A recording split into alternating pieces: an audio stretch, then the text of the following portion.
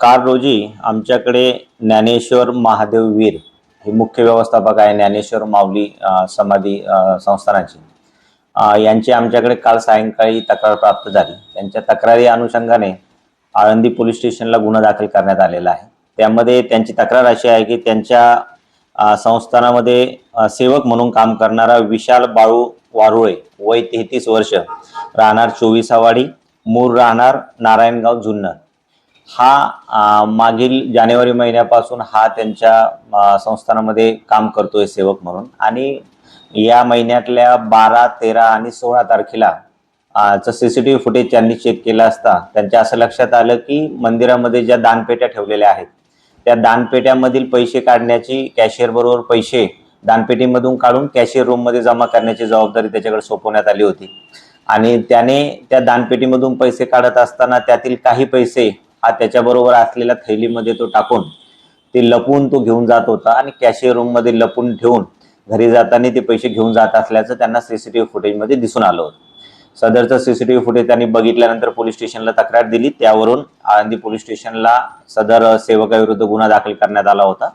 काल रात्री आम्ही त्याला गुन्ह्यामध्ये अटक करून त्याचा पुढील तपास चालू आहे। कोणते गुन्हे दाखल का कोणत्या पोलीस स्टेशनमध्ये आणि तो आळंदी देवस्थानमध्ये कशा पद्धतीने आला, काय एकंदरीत त्याची मोडस होती?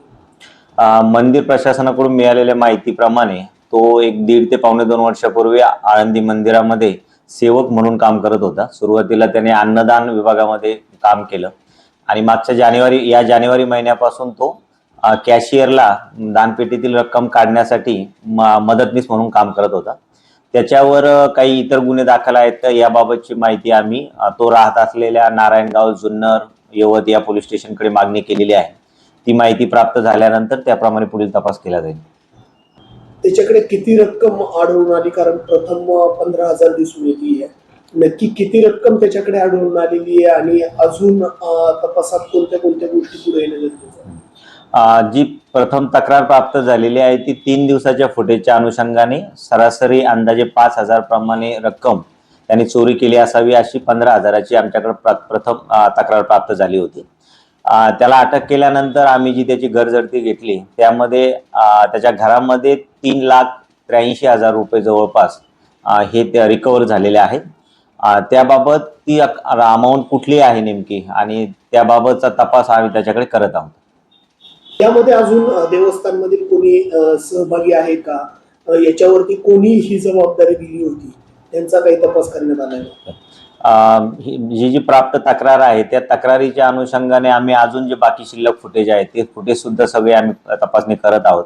तसेच याच्यामध्ये कुणाचा सहभाग आहे का किंवा याचा कोणी साथीदार आहे का याबाबत सुद्धा पुढील कालावधीमध्ये PCR मध्ये तसा तपास करून ते निष्पन्न केलं जाईल।